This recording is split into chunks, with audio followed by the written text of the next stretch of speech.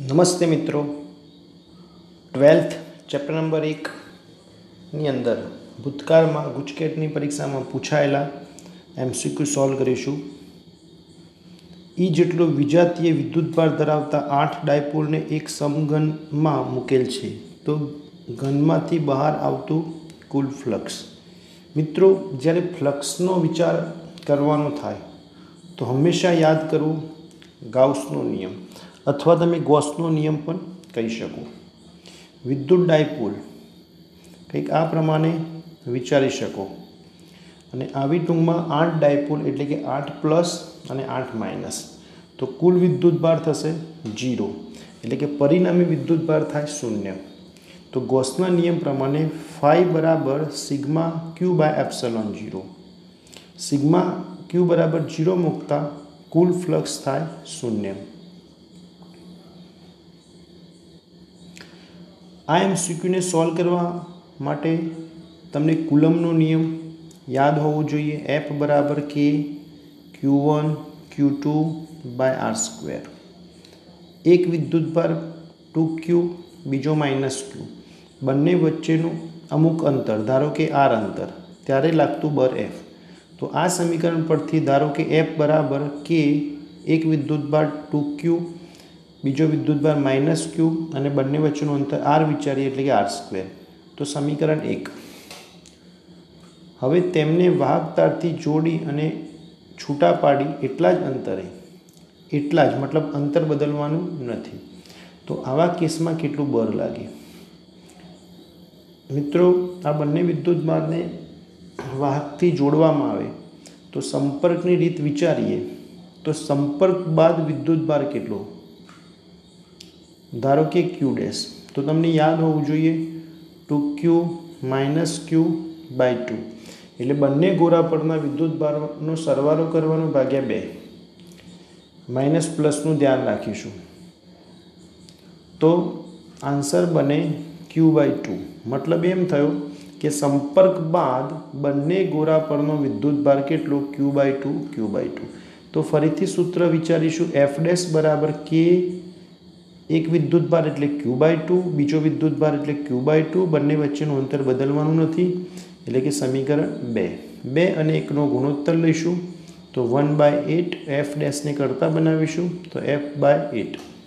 એટલે આ MCQને સોલ્વ કરવા માટે તમારી પાસે બે કોન્સેપ્ટ હોવા જોઈએ. નંબર 1 કુલમનો નિયમ અને બીજી એક સંપર્કની રીત.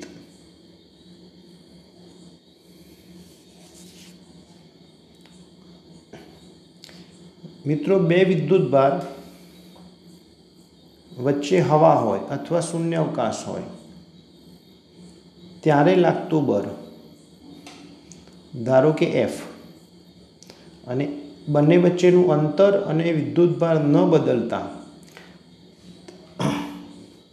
અને વચ્ચે માધ્યમ મૂકવામાં આવે ત્યારે લાગતું બળ, ધારો કે F'.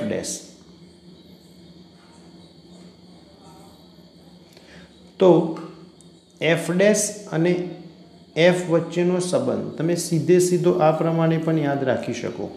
જ્યારે બે વિદ્યુતભાર વચ્ચેનું માધ્યમ બદલવામાં આવે તો બળમાં ઘટાડો થાય છે, એટલે કે મૂળ બળ હોય એને કેટલા વડે ભાગવામાં આવે? K. એટલે કે F ફિક્સ વિચારીએ તો K ઉપર જશે, તો આ પ્રમાણે વિચારી શકો K⁻⁻1 ગણું.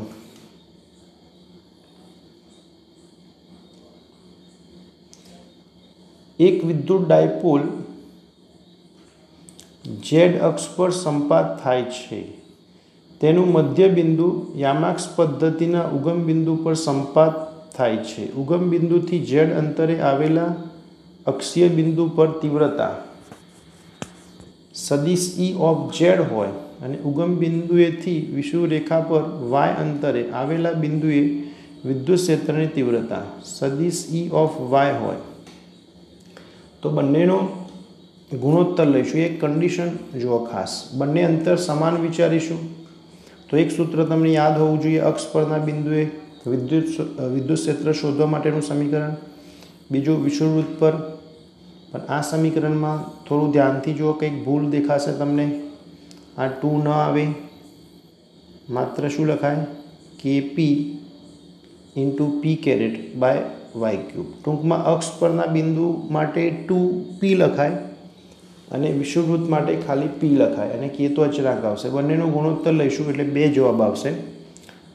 આપણને મૂલ્ય માગ્યું માટે પ્લસ, જો મૂલ્ય ન માગ્યું હોત તો -2. ઘણી બધી વાર ધ્યાન રાખવાનું કે આ MCQને ઉલટો પણ કરી દે કે વિષુવવૃત્ત ભાગ્યા અક્ષીય, તો 1/2 જવાબ આવે.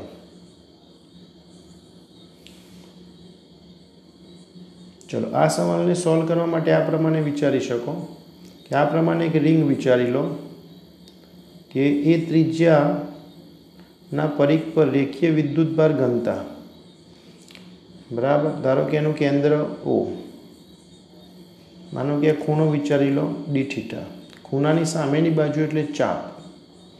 તો 11 સાયન્સની અંદર તમે ભણી ગયા ચાપ બરાબર ત્રિજ્યા ગુણ્યા ખૂણો એટલે કે dθ. બીજી એક બાબત, રેખીય વિદ્યુતભાર ઘનતા લેમ્બડા બરાબર વિદ્યુતભાર ભાગ્યા લંબાઈ. તો સૂક્ષ્મ વિદ્યુતભાર મતલબ એ ચાપ પરનો વિદ્યુતભાર dq અને ચાપની લંબાઈ ધારો કે dl. માનો કે આની અંદરથી dq ને કરતા બનાવીએ તો લેમ્બડા ઇન્ટુ dl. dl એટલે ચાપ એટલે કે a dθ. મિત્રો, કુલ વિદ્યુતભાર માટે સંકલન કરીશું, સંકલન dq અને લેમ્બડાની કિંમત તમને આપેલી લેમ્બડા a અને dq. હવે સંકલન dq એટલે ધારો કે q અને લેમ્બડાની કિંમત ઉપરથી વિચારીશું આ પ્રમાણે, અને સંકલન તમે આ જગ્યાએ જોઈ શકો, બરાબર. એ લેમ્બડા 0 ફિક્સ થઈ જશે અને આટલાનું સંકલન તમારે પાઈ યાદ રાખવાનું રહેશે. એટલે કે માનો કે આ MCQ પૂછાય તો તમને હિન્ટ આપેલી હોય કે આનું સંકલન કેટલું થશે, પાઈ.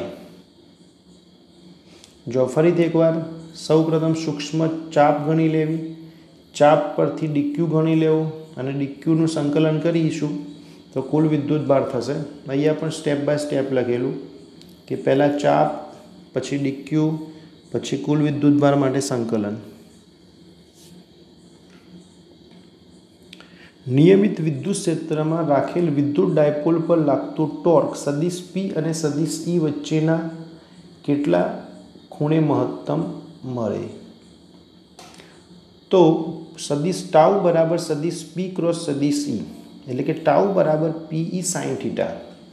તો સાઇનનું મૂલ્ય મહત્તમ ક્યારે બને કે જ્યારે તેની વેલ્યુ 1 વિચારવી પડે.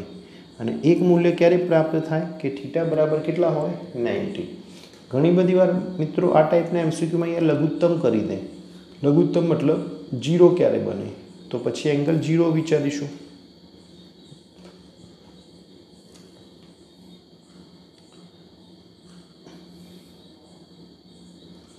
બે પ્રોટોન એકબીજાથી r અંતરે હોય ત્યારે તેમની વચ્ચે લાગતું બળ F. ચલો, કુલમના નિયમ પરથી F બરાબર k(q)q બાય r², એટલે q મતલબ q². બે આલ્ફા કણો એકબીજાથી 2r અંતરે. હવે આલ્ફા કણ એટલે તમે સમજતા હશો 2He4, એટલે વિદ્યુતભાર કેટલો થઈ ગયો 2, એટલે કે 2q. તો આ સૂત્ર કંઈક આ રીતે લખી શકો આલ્ફા માટે, આલ્ફા કણો માટે F' બરાબર k 2q બાય બંને વચ્ચેનું અંતર તમારે કંઈક આ પ્રમાણે લેવાનું 2r. તો ઉપર 4 થઈ જશે, નીચે પણ 4, એટલે કેન્સલ 4. તો સમીકરણ નંબર 2 પણ આ જ પ્રમાણે થશે, બરાબર. 2 નો વર્ગ 4, 2 નો વર્ગ 4, એટલે F' અને F બંને કેવા થયા, સમાન. માટે પહેલા બળ કેટલું હતું F, પછી પણ કેટલું F, બંનેને કમ્પેર કર્યા પછી કહી શકાય. વિદ્યુત ડાયપોલના કેન્દ્રથી અક્ષ પર r અંતરે વિદ્યુત ક્ષેત્રની તીવ્રતાનો અંતર r સાથેનો સંબંધ. સૂત્ર તમને યાદ હશે કે E ચલે છે 1/r³.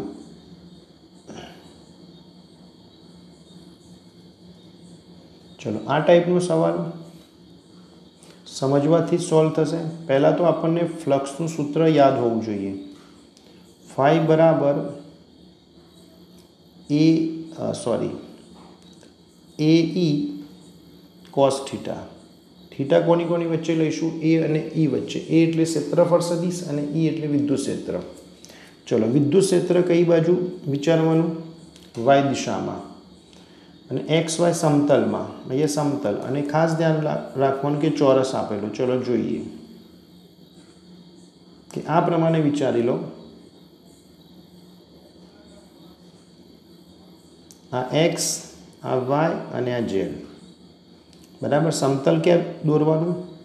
आ विद्युत क्षेत्रनुं एक्स वाय समतलमां मुकेल 1 मीटरनी बाजुवाळा चौरसमांथी पसार थतुं फ्लक्स।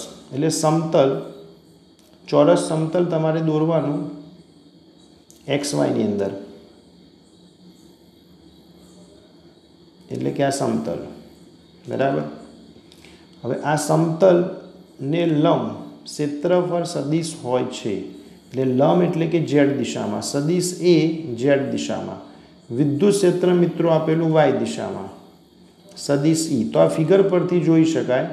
बराबर। ई अने ए वच्चेनो एंगल थीटा बराबर 90। तो ए थीटा बराबर 90 लईशुं तो cos 90 केटला थाय?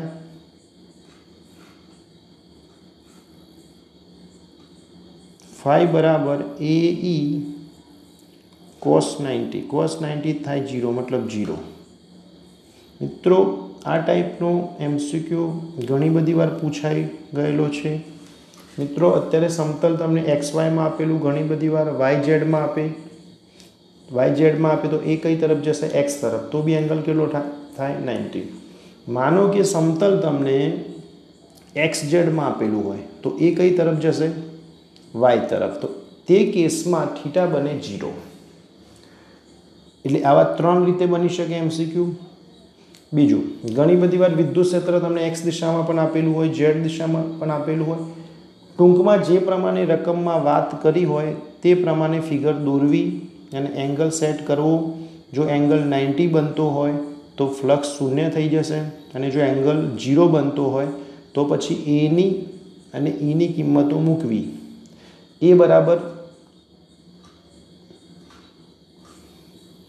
बराबर थशे एल स्क्वेर, कारण के चौरस आपेलो तमने।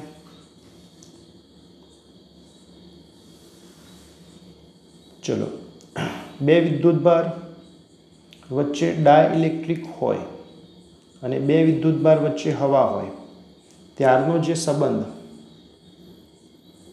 बराबर। अहींया पण खास ध्यान राखवानुं। नॉर्मली तमे सूत्र आ प्रमाणे याद राख्युं हशे, एफ एम बराबर एफ बाय के। पण आ रकमनी अंदर खास ध्यान राखो कि बे बिंदुओ वीजभारोने के जेटलो डायइलेक्ट्रिक अचळांक धरावता माध्यममां मूकता लागतुं बर एफ। एटले के ज्यारे माध्यम होय त्यारे तमारे अहींया एफ एम नी जग्याए तमारे एफ लेवानुं। अहींया जोई शको आ सूत्रमां। बराबर। अने ज्यारे हवा होय त्यारे जे एफ एम वाळुं सूत्र मैं लख्युं एनी अंदर मैं सिम्बॉल लीधो एफ, पण आ जे सॉल्व करेलो छे एमां एफ डैश। बराबर। चलो फरीथी एक बार जोईए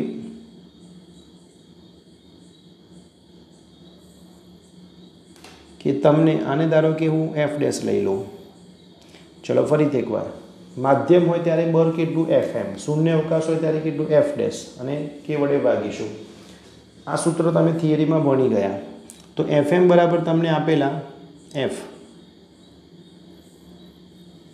अने एफ डैश बाय के, अने माध्यम ने दूर करिए एटले शून्य अवकाश थई जाय, एटले एफ डैश तमारे शोधवानो। तो एफ डैश ने करता बनावो तो एफ के। बराबर। टूंकमां आ मूलभूत सूत्र तमने याद होय तो आ टाइपना एमसीक्यू झड़पथी तमे सॉल्व करी शको।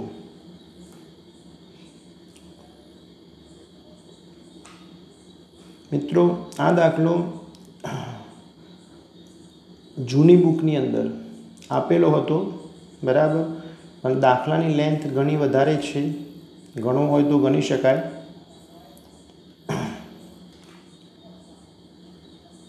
જેમ કે O અને P વચ્ચેનો સ્થાન સદિશ R1, Q અને P વચ્ચેનો સ્થાન સદિશ R2, R1 અને R2 મેળવવા માટે સ્થાન યામોની બાદબાકી કરીશું. પછી મૂલ્ય માટે વર્ગ અને વર્ગમૂળ, તે જ રીતે R2 માટે બાદબાકી અને જે કોઈ યામ આવે તેનું વર્ગ અને વર્ગમૂળ. હવે ફિગરની અંદર તમે જોઈ શકો O અને Q પરનો વિદ્યુતભાર, P બિંદુ પરનું વિદ્યુત ક્ષેત્ર, એટલે બે વિદ્યુતભાર અને P બિંદુ પરનું વિદ્યુત ક્ષેત્ર, એટલે બંનેનો સરવાળો સદિશ E બરાબર સદિશ E1 પ્લસ સદિશ E2. પહેલા પદમાં Q અને બીજામાં કેપિટલ Q. બરાબર, બધી કિંમતો એડ કરીશું. બીજી એક બાબતનું ધ્યાન રાખો કે સદિશ Eના પણ ત્રણ ઘટકો હોય, EXI કેરેટ, EYJ કેરેટ અને EXI caret plus EYJ caret plus EZK caret. હવે રકમમાં તમને એવું લખેલું કે X ઘટક શૂન્ય, જોઈ લઈએ જરાક શું લખેલું. રકમમાં તમને એવું લખેલું Y ઘટક શૂન્ય. બરાબર, તો અહીંયા થોડીક ભૂલ થયેલી, અહીંયા તમારે Y ઘટક જ લેવાનો. રકમમાં Y હોય તો આ Y, બંને બાજુ Y ઘટક કમ્પેર કરીશું. કેવી રીતે મિત્રો? આ સૂત્રને ધ્યાનથી જુઓ. બરાબર, ઇઝ ઇક્વલ ટુ શું લખવાના? EXI કેરેટ, EYJ કેરેટ અને EZK કેરેટ. તો Y ઘટકને કમ્પેર કરીએ અને પાછો રકમમાં એવું લખેલું કે Y ઘટક શૂન્ય, તો માત્ર EY બરાબર તમે 0 લઈ શકો. તો આ બંને પદમાંથી માત્ર Y ઘટક જ ધ્યાનમાં લેવાનું. એટલે નીચે તમે જોઈ શકો Y ઘટક એટલે પહેલા પદમાં K 10⁻⁹ J કેરેટ અને છેદમાં બરાબર 11ની કેટલી ઘાત 3/2. તે જ રીતે બીજા પદમાં જુઓ Q અને J જોડે J મતલબ એક જ વખત આપેલું J કેરેટ અને છેદમાં √3/3. અને તમે અહીંયા પણ જોઈ શકો EY ઘટક લીધો, એટલે બંને બાજુથી જે કેન્સલ થઈ ગયા અને પછી આ સૂત્રમાંથી Qને કરતા બનાવીશું. ચલો, આ સરસ મજાનો કોન્સેપ્ટ આપેલો કે બે વિદ્યુતભાર, એક 16 માઇક્રોકુલમ અને -9 માઇક્રોકુલમ. ઓકે, બંને વચ્ચેનું અંતર 10. -9 માઇક્રોકુલમના વીજભારથી ખાલી જગ્યા અંતરે આવેલા બિંદુ પાસે પરિણામી વિદ્યુત ક્ષેત્ર શૂન્ય થાય. તો મિત્રો, એક વિદ્યુતભાર પ્લસ હોય, બીજો માઇનસ હોય, તો આવા કેસમાં બિંદુ તમારે બહારની બાજુ ધારવાનું. ધારી લઈએ કે -9 માઇક્રોકુલમથી x અંતરે. બરાબર, હવે P બિંદુ પર વિદ્યુત ક્ષેત્ર વિચારીએ -9ના કારણે, તો આ તરફ જતું, માઇનસનું કઈ તરફ? અંદરનું, અને આ 16ના કારણે બહારની તરફ, એટલે આ તરફ હોય, તો એકબીજાને કેન્સલ કરે. ચલો, ઓકે. હવે રકમમાં એવું લખેલું કે પરિણામી વિદ્યુત ક્ષેત્ર ક્યારે શૂન્ય બને મિત્રો? P બિંદુ પર પરસ્પર એમની દિશા વિરુદ્ધ જોઈએ તો તમે દિશા તો જોઈ શકો કે 9 માટે આ તરફ, અંદરની તરફ, મતલબ P થી 9 તરફ, અને 16 માટે જોઈએ તો 16 થી P તરફ, એટલે આમ, એટલે પરસ્પર દિશા વિરુદ્ધ થઈ ગઈ. મૂલ્ય તમારે સમાન લેવા પડે. બરાબર, 0 થવા માટેની કન્ડિશન, મૂલ્ય સમાન લેવા પડે. વિદ્યુત ક્ષેત્રનું સૂત્ર તમે જાણો કે E બરાબર કે Q/R R² પ્રમાણે. ફરીથી એક પોઈન્ટ આના માટે કે એક વિદ્યુતભાર પ્લસ હોય, બીજો માઇનસ હોય, તો આ બિંદુ તમારે બંનેની બહારની બાજુ ધારી શકો. જરૂરી નથી કે જમણી બાજુ ધારવાનું, તમે આ બાજુ બી ધારી શકો. બરાબર, ઓકે. તો E બરાબર લખાય KQ. હવે આની અંદર તમને એમ થાય K ક્યાં ગયો? તો K કેન્સલ કરી દીધો, તો K Q1 છેદમાં, હવે Q1, આને Q1 ગણો અને આને Q2 ગણો, તો Q1 થી કેટલું અંતર? 10 + x, 10 + x પાછો વર્ગ તો થશે, અને Q2 મતલબ 9 થી P બિંદુ કેટલું? x, એટલે KQ2/x². ચલો, બંને બાજુથી K કેન્સલ, Q1/Q2 કરીશું. બરાબર, બંનેનો વર્ગ થશે. Q1 અને Q2 ની કિંમત મૂકીશું 16 અને 9, માત્ર મૂલ્ય ગણીશું. चलो आ वर्ग आ बाजू आवशे तो 16/4 9/3 क्रॉस गुणाकार करीशुं ने जवाब आवशे 30 सेंटीमीटर।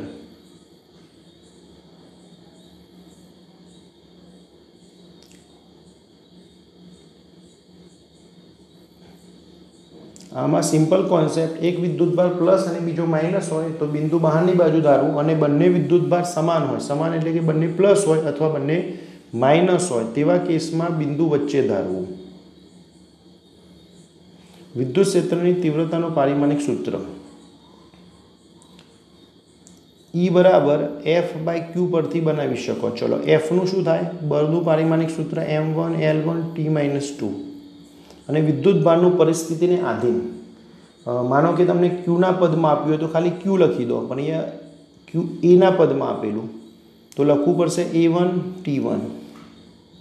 तो आनुं सादुरूप आपवाथी फाइनल सूत्र बने M1 L1 T ऊपर जशे एटले T-3 A-1 बराबर। तो आ प्रमाणेनो ऑप्शन 11 - 31 11 - 31। चलो अहींया ऑप्शन में अहींया भूल आपेली, अहींया 1 घात करीशुं, अहींया पाछुं साचुं आपेलुं 11 - 31। चलो आ टाइपनो दाखलो एनसीईआरटीनी बुकमां स्वाध्यायमां आपेलो सीधे सीधो दाखलो। अनंत लंबाईना सुरेखीय नियमित विद्युतभारित वितरणवाळा तारथी 2 सेंटीमीटर जेटला लंब अंतरे उद्भवतुं विद्युत क्षेत्र। एक तो अंतर 2 सेंटीमीटर, विद्युत क्षेत्र आपेलुं 3 × 10⁸ न्यूटन पर कूलम, तो रेखीय घनता। तो आ समीकरण तमने याद होवुं जोईए। E बराबर λ/2πε0 × r ε0 ए सूत्रनी अंदरथी लेमडा ने करता बनावीए तो E2πε0 r आ प्रमाणे लखीशुं। E बराबर केटला? चलो 3 × 10⁸ 3 × 10⁸ 2π ε0 ની કિંમત તમે જાણો, પાઈ ની કિંમત 3.14, ε0 ની કિંમત જાતે મૂકી દેવી 8.85 × 10⁻12 અને r बराबर तमारे 2 सेंटीमीटर એટલે 2 × 10⁻2 मीटर અને સાદુરૂપ આપીશું તો કંઈક આ પ્રમાણે જવાબ આવશે 333 × 10⁻6। પણ બધા ઓપ્શન આપેલા માઇક્રો કુલમ પર મીટર, તો 10⁻6 ને હટાવીશું તો ત્યાં આવી જશે માઇક્રો કુલમ પર મીટર। એટલે તમે આને મિત્રો ε0 ના પદમાં બી ગણી શકો અથવા કે માં પણ કન્વર્ટ કરી શકો, કોઈ જવાબમાં ફરક પડશે નહીં।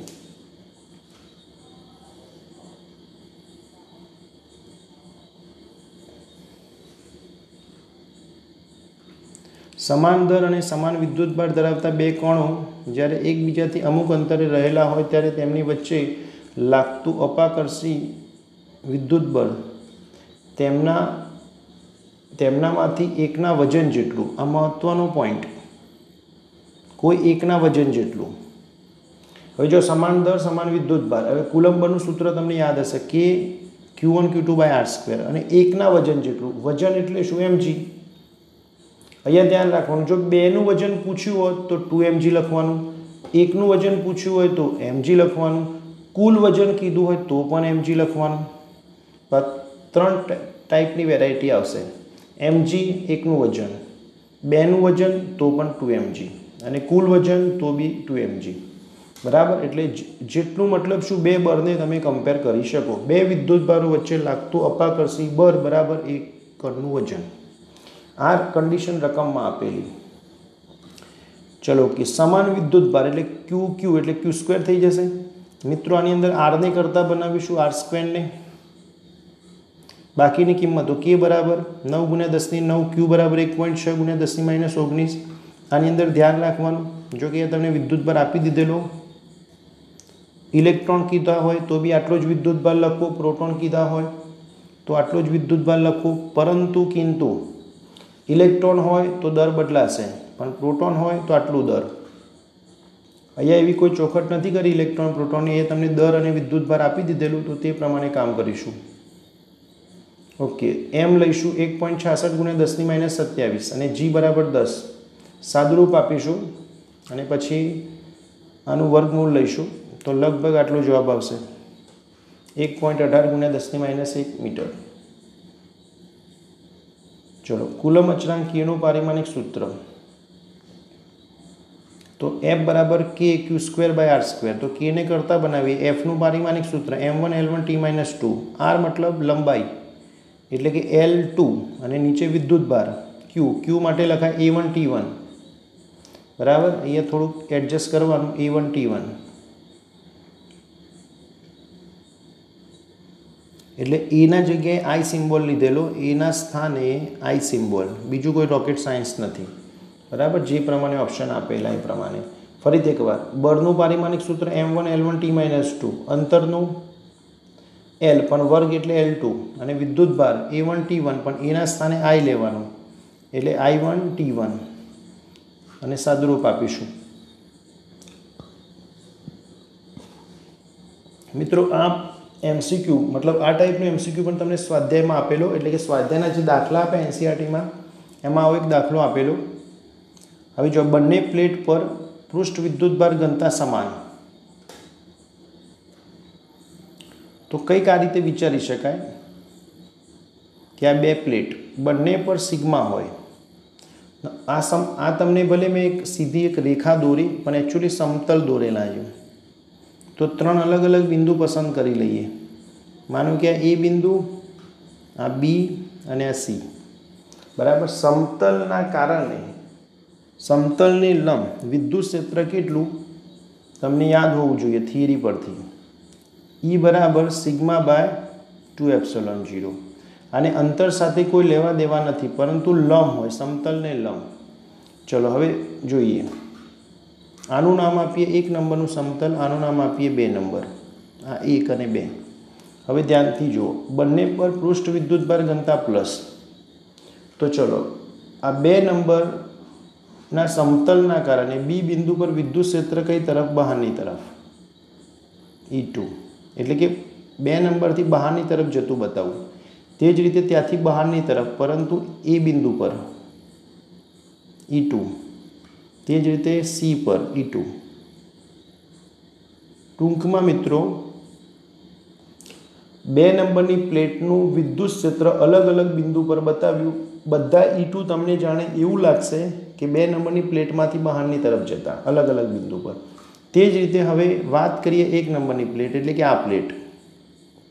હવે આનું વિદ્યુત ક્ષેત્ર પણ બહારની તરફ, જેમ કે ત્યાંથી બહારની તરફ એટલે આ ગયું E1. ત્યાંથી આપણે બી બિંદુ પર બતાવીએ તો બહારની તરફ, ત્યાંથી આપણે સી બિંદુ પર બતાવીએ. તો ધ્યાનથી જુઓ કે E1 જાણે એવું લાગે કે બધા 1 નંબરમાંથી બહાર નીકળ્યા હોય, અને E2 જાણે એવું લાગે કે 2 નંબરમાંથી બહાર નીકળ્યા હોય. હવે ધ્યાનથી જુઓ, બી બિંદુ પર બંને એક જ દિશામાં, એટલે સરવાળો થશે. એટલે સરવાળો એટલે σ/2ε0 પ્લસ σ/2ε0 એટલે ટોટલ થશે σ/ε0. અહીંયા પરસ્પર એમની દિશા વિરુદ્ધ એટલે 0. અહીંયા પણ એક જ દિશા એટલે સરવાળો થશે σ/ε0. આશા રાખીએ કે તમને સમજાયું હશે. ટૂંકમાં વિરુદ્ધ દિશા હશે તો કેન્સલ થશે અને એક જ દિશા હશે તો સરવાળો. આકૃતિમાં દર્શાવેલ વિદ્યુતભારોના વિતરણમાં બંધ પૃષ્ઠ P અને બંધ પૃષ્ઠ Q સાથે સંકળાયેલ વિદ્યુત ફ્લક્સ અનુક્રમે ખાલી જગ્યા અને ખાલી જગ્યા. તો પહેલાની અંદર તમે જુઓ કે 2 માઇનસ અને 1 પ્લસ, એટલે એક વિદ્યુતભાર કેટલો બાકી રહ્યો? -Q. હવે ગૌસના નિયમ પ્રમાણે Q/ε0. આ બીજા પૃષ્ઠમાં જુઓ કે 3 વિદ્યુતભાર અંદર અને 1 બહાર. તો ગૌસનો નિયમ યાદ કરો, બહારનો વિદ્યુતભાર ધ્યાનમાં નહીં લેવાનો. તો અંદર 2 પ્લસ અને 1 માઇનસ, તો 1 પ્લસ અને 1 માઇનસ કેન્સલ થાય, તો ધારો કે 1 પ્લસ બાકી રહેશે. તો Q પૃષ્ઠ માટે આ પ્રમાણે ગણતરી થાય, એટલે કે +Q. તો ગૌસના નિયમ પ્રમાણે Q/ε0. ઓકે, તો P માટે જવાબ આવશે -Q/ε0 અને સોરી P માટે જવાબ આવશે -Q/ε0 અને Q માટે જવાબ આવશે Q/ε0 બરાબર. એટલે કે સી જવાબ. આમાં પાછા બે જવાબો તમે જુઓ ધ્યાનથી, આ માઇનસ અને પ્લસ અને આ પ્લસ અને માઇનસ, પણ આપણને પહેલાં પી અને પછી ક્યુ, તો પી માટે જવાબ માઇનસ અને ક્યુ માટે પ્લસ, એટલે સી જવાબ સેટ થાય. નહીં તો દૂરથી જોતાં આપણને બંને જવાબો દેખાય, પણ ક્રમ જોવાનો રહેશે ખાસ. કે રકમમાં તમે જુઓ ખાસ કે પહેલાં પીનું પૂછ્યું એટલે પહેલી ખાલી જગ્યામાં પી એટલે માઇનસ ક્યુ બાય એપ્સિલોન 0, અને બીજી ખાલી જગ્યામાં ક્યુનું એટલે ક્યુ બાય એપ્સિલોન 0. સમાન મૂલ્યના 3 વિદ્યુતભારો ચોરસના 3 શિરોબિંદુઓ પર મૂકેલા છે. સમાન મૂલ્યના 3 વિદ્યુતભારો, બરાબર. દરેકનો વિદ્યુતભાર માનો કે ક્યુ ક્યુ માની શકો. Q1 અને Q2 વચ્ચે લાગતું કુલંબ બળ F12 અને 1 અને 3 વચ્ચે લાગતું કુલંબ બળ F13. તો ગુણોત્તર લઈશું તો એ ફિગરમાં તમે જોઈ શકો. ચલો ધારી લઈએ કે ચોરસ એટલે દરેક બાજુની લંબાઈ a અને આ વિકર્ણ, આને સોલ્વ કરતાં તમને આવડવું જોઈએ પાયથાગોરસ પ્રમાણે, બરાબર. તેમ છતાં જોઈ લઈએ કે એક આ રીતે લખીએ R13 નો વર્ગ ઇઝ ઇક્વલ ટુ એક બાજુ a સ્ક્વેર બીજી બાજુ a સ્ક્વેર એટલે કે 2a સ્ક્વેર, એટલે કે R13 બરાબર √2a. એટલે કે મિત્રો આ ડિસ્ટન્સ પાયથાગોરસ પ્રમાણે ગણીશું. હવે જો કોની વચ્ચે બળ, 1 અને 2 વચ્ચે, તો આના વચ્ચે બળ, તો કુલમનો નિયમ લાગુ પાડો. F12 is equal to kq square by a square. હવે 1 અને 3 વચ્ચે એટલે F13 kq સ્ક્વેર. વિદ્યુત ભાર તો સરખો જ લેવાનો, પણ અંતર કેટલું લેવાનું, √2a. તો અહીંયા અલગથી લખું છું √2a, પણ એનો વર્ગ કરીએ તો કેટલા થાય, 2a સ્ક્વેર. એટલે આ બીજા F13ની અંદર છેદમાં અંતર આવશે 2a સ્ક્વેર. હવે બંનેનો ગુણોત્તર લઈશું. F13 by F12 is equal two 1/2, જેમ આગળ જવાબ છે. ઓકે. કોઈ બંધ પૃષ્ઠ વડે ઘેરાતો વિદ્યુત ભાર 10 માઇક્રોકુલમ હોય ત્યારે તે પૃષ્ઠ સાથે સંકળાયેલ ફ્લક્સનું મૂલ્ય 5 છે. તો ગોસના નિયમ પરથી phi બરાબર સિગ્મા ક્યુ બાય એપ્સિલોન 0. તો પહેલા કેસમાં સિગ્મા ક્યુ કેટલો આપેલો, 10, એટલે સમીકરણ 1. હવે આ જ પૃષ્ઠની અંદર બીજો એક વિદ્યુત ભાર 10 માઇક્રોકુલમ દાખલ કરવામાં આવે તો હવે તો આ સૂત્ર પ્રમાણે વિચારી તો પહેલાં 10 તો હતો, બીજો 10, એટલે ટોટલ થયો 20. તો હવે આ પૃષ્ઠ સાથે સંકળાયેલ ફ્લક્સ કેટલું, બરાબર. તો આપણને ઓપ્શન કેવા આપેલા, 5ના પદમાં. તો આ સમીકરણ 1 અને આ સમીકરણ 2. તો 2 અને 1નો ગુણોત્તર લઈશું તો 2 આવશે, માટે 5' બરાબર 25. ચલો એકદમ સિમ્પલ MCQ, સીધું આ સૂત્રથી બી તમે ગણી શકો, ટૂંકમાં સૂત્રથી બી ગણી શકો, F' બરાબર F/K પરથી. ઓકે. ચલો જોઈએ. શૂન્યાવકાશમાં એકબીજાથી અમુક અંતરે મૂકેલા બે બિંદુઓ વિદ્યુતભારો વચ્ચે ઉદ્ભવતું બળ. શૂન્યાવકાશ માટે બળ કેટલું, 16 ન્યૂટન, અને F એ શૂન્યાવકાશ માટે એટલે કે આ 16. જો આ જ બે વિદ્યુતભારોને આટલા જ અંતરે પરંતુ 8 જેટલો ડાયઇલેક્ટ્રિક એટલે કે K બરાબર 8 મૂકવામાં આવે, અચળાંક 8 જેટલો ડાયઇલેક્ટ્રિક અચળાંક ધરાવતા માધ્યમમાં મૂકવામાં આવે તો તેમની વચ્ચે લાગતું બળ. તો આપણે F' શોધવાનું, 16/8 એટલે જવાબ આવે 2, બરાબર. આ રિલેશન તમને યાદ હોય તો આ બધું ફરીથી સોલ્વ ન કરવું પડે, સીધું સૂત્રથી સોલ્વ થઈ જાય.